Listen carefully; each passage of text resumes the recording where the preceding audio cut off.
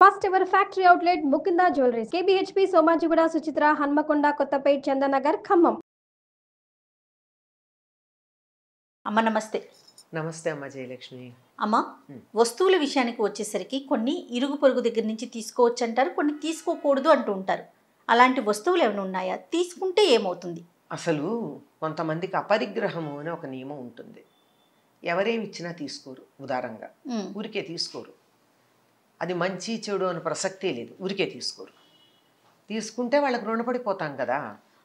అందువల్ల రుణపడిపోవటం మాటటుంచి కొన్ని వస్తువులు తీసుకున్నట్టయితే మంచిది కాదు అని కూడా మన పెద్దలు చెప్పారు. అట్లాంటి వాటిల్లో ఏవి తీసుకుంటే వాళ్ళ తాలూకు దరిద్రం కానీ శని కానీ మనకు వస్తాయో అటువంటి వాటిని తీసుకోకూడదని చెప్పారు. ఏమిటి, దేని మీద శని ప్రభావం ఉంటుంది, శనికి సంబంధించిన వస్తువులు ఏమున్నాయి అవి తీసుకోరు. నువ్వులు, నువ్వులతో చేసింది కానీ మరొకటి కానీ నూనె, సాధారణంగా నువ్వుల నూనెకే వర్తించాలి ఇది, కానీ అన్ని నూనెలకు కూడా వర్తింపచేస్తారు. నూనె, నెయ్యి, తరువాత ఉప్పు, బెల్లం, ఇనప వస్తువులు,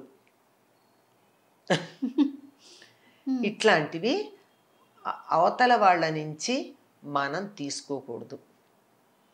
ముఖ్యంగా చేత్తో తీసుకోకూడదు. ఓహో, ఎందుకు చేత్తో తీసుకోకూడదు అంటే నాకు ఒక సమన్వయం కనిపించింది. ఇవన్నీ కూడా రక్తంలో ఎర్ర కణాలను అభివృద్ధి చేసేవి. నువ్వులు కానీ బెల్లం కానీ అంతే కదా. తర్వాత ఇనుము ఎలాగో ఇనుమే, రక్తంలో ఉండేది ఐరనే కదా ప్రధానంగా ఎర్ర రక్త కణాలకి. ఆ రక్తానికి ఈ పుచ్చుకున్న వాళ్ళ రక్తానికి మధ్య ఏదన్నా ఒక కండక్టర్ లాంటిది ఉండి తద్వారా అక్కడి నుంచి నెగిటివిటీ ఇక్కడికి రావచ్చు. ఇది నాకు తోచిన సమన్వయం.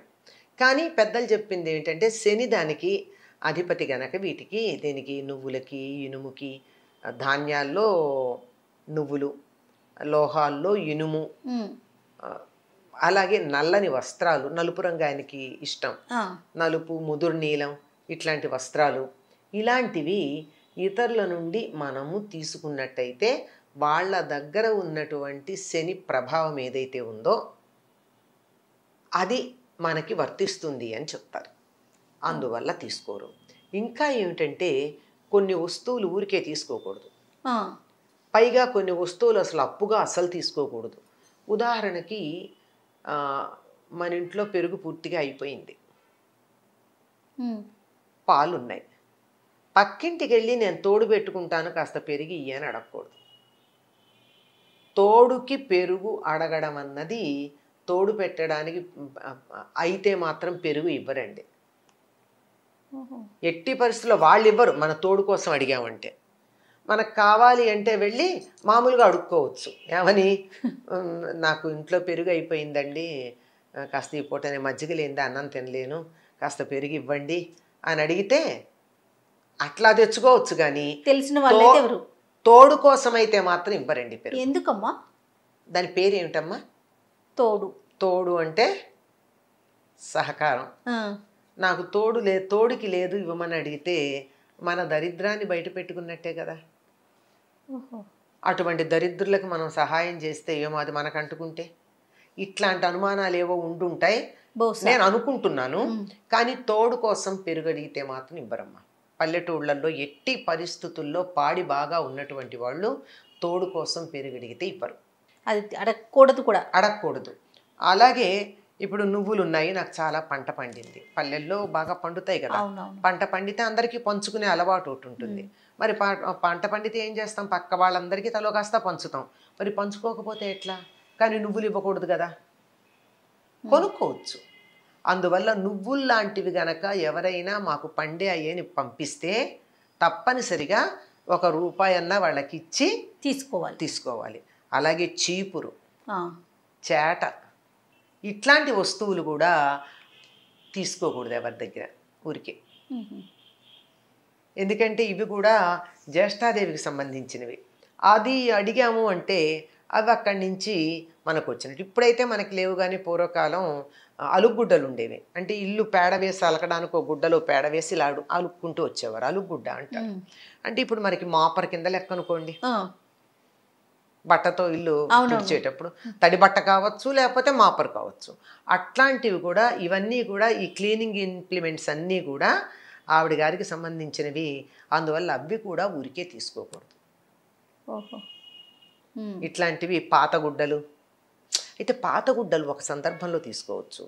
పసిపిల్లలు అప్పుడే డెలివరీ కనుక అయినట్టయితే ఆ పాత ఆ ఒంటి మీద పెట్టుకున్నటువంటి దానివల్ల వాళ్ళ యొక్క భావనలు దాంట్లో ఉండి బిడ్డ క్షేమంగా ఉంటారు కనుక అట్లా అడగచ్చు. కానీ మామూలుగా అయితే అట్లాంటివి ఇట్లా తీసుకోవడం అన్నది ఇవన్నీ దరిద్ర హేతువులుగా చెప్తూ ఉంటారమ్మా. దరిద్రం అంటే మరొకటి ఏం కాదు, మన చేత కష్టపడేటట్టు చేసేది, ఎంత శ్రమ పడినా ఫలితం రాకుండా శ్రమ మాత్రమే మిగిల్చేది. ఆ పని చేసే ఆయన ఎవరంటే శనైశ్చరుడు. నెమ్మదిగా నడుస్తాడు ఆయన. ఎంత నెమ్మదిగా నడుస్తాడంటే మనకు కూడా ఎంత కష్టపడ్డా ఫలితం అన్నేళ్ళు పడుతుంది అనమాట. అది అంతకన్నా ఇంకేం కాదు, కారణం కాదు. అందువల్ల వీటిని ఎవరి దగ్గర ఉదారంగా తీసుకోకూడదు అని చెప్తారు. సో అంటే ఇప్పుడు మీరు చెప్పిన దాన్ని బట్టి మనం వస్తువులు అడిగేటప్పుడు ఆలోచించి అడిగి తీసుకోవాలి, అంతే కదమ్మా? అంతే అమ్మా. అంటే ఇప్పుడు ఇవన్నీ కూడా ఆధ్యాత్మిక పరంగా, అంటే ఇలా చెప్తే భయపడతారని చెప్పుండొచ్చు అంటారా? అంతే. జ్యేష్ఠాదేవికి కోపం వస్తుంది, లేకపోతే జ్యేష్ఠాదేవి మనకు వచ్చేస్తుంది, లేకపోతే ఇవి తీసుకోవటం వల్ల శని మనకు పట్టుకుంటుందని, ఇలాంటివి చెప్పటం వెనకాల ఒకటి ఏంటంటేనమ్మా, ప్రధానంగా ఎవరి దగ్గర ఏమీ తీసుకోకూడదు అని ఊరికే తీసుకోకూడదు అనేటటువంటి భావన పెట్టుకోవాలి. ఎవరి దగ్గర నుంచి ఏమన్నా తీసుకుంటే తిరిగి ఇచ్చేటట్టుగా ఉండాలి. దాని బదులు ఏదో ఒకటి ఎంతో కొంత ఈ భావన ఉన్నటువంటి వాళ్ళకి మాత్రమే ఇవన్నీ వర్తిస్తాయి. కానీ ప్రతిదీ అందరి దగ్గర ఏది వస్తే అది ఊరికే వస్తే ఏదైనా తీసుకునేటటువంటి మనస్తత్వం ఉన్నటువంటి వాళ్ళు కనీసం కొన్నింట్లో అన్నా జాగ్రత్త పడతారని చెప్పి, ఇవి తెలిస్తే ఇంకా కొన్ని విషయాల్లో కూడా జాగ్రత్తగా ఉంటారని చెప్పడం ఉంది. అందువల్ల ఉదారంగా ఎవరి దగ్గర నుంచి ఏమీ తీసుకోకూడదండి. ఇప్పటికి కూడా చెప్పేటటువంటి మాట మీకు ఇంకా గట్టిగా చెప్పాలి అంటే, దానం ఇచ్చేటప్పుడు కూడా ఇనుము దానం కానీ, పత్తి దానం కానీ, మరి నువ్వుల దానం కానీ ఎవరు పడితే వాళ్ళు తీసుకోరు. అందుకే ఈ దానాలు పుచ్చుకునే వాళ్ళల్లో ఎవరన్నా మరీ దరిద్రుడిలాగా ఉంటే, నువ్వుల దానం పట్టేవాళ్ళ ఉన్నాడు వీడు దరిద్రుడు అంటారు. అవును. అంటే నువ్వుల దానం పట్టేవాడు అంటే ఎంత దరిద్రం అంటే అందరి దరిద్రం వీడే తీసుకుంటున్నాడు. నిజంగా అది ఒక రకమైన త్యాగబుద్ధి. కానీ ఏం చెయ్యాలి, ఆ దానం తీసుకున్నాక ఆ ప్రభావం పోవాలి అంటే ఎన్నో లక్షల గాయత్రి చాలా నిష్ఠగా చెయ్యాలి. చేస్తున్నారా? అది కనిపించదు. అందువల్ల ఇవి దానం తీసుకోవడం, ఊరికే తీసుకోవడం, అప్పు తీసుకోవడం కూడా చాలా జాగ్రత్తగా ఆలోచించాల్సినటువంటి విషయాలు. పత్తి కూడా తీసుకోకూడదమ్మా ఒకళ్ళ దగ్గర నుంచి. పత్తి కూడా తీసుకోరు. పత్తి ఇస్తే కూడా ₹1 అంటే మినిమం, ఎంతో కొంత, ఎక్కువ 100 ఇవ్వచ్చు, 1000 ఇవ్వచ్చు, కాదనం. పత్తి కూడా తీసుకోరు. చిత్రం ఏమిటంటే ఆ పత్తితో తయారైనటువంటి వస్త్రాలు తీసుకుంటాం. వస్త్రం మళ్ళీ దానికి చాలా పవిత్రత ఉంది వస్త్రం తయారయ్యేటప్పటికి. అందువల్ల దానికి అభ్యంతరం ఉండదు. కానీ ఒత్తులు చేసుకోవడానికి కావాల్సిన పత్తి కూడా ఎట్టి పరిస్థితుల్లో తీసుకోరమ్మా. అగ్గిపెట్టి ఒకటి తీసుకోరు.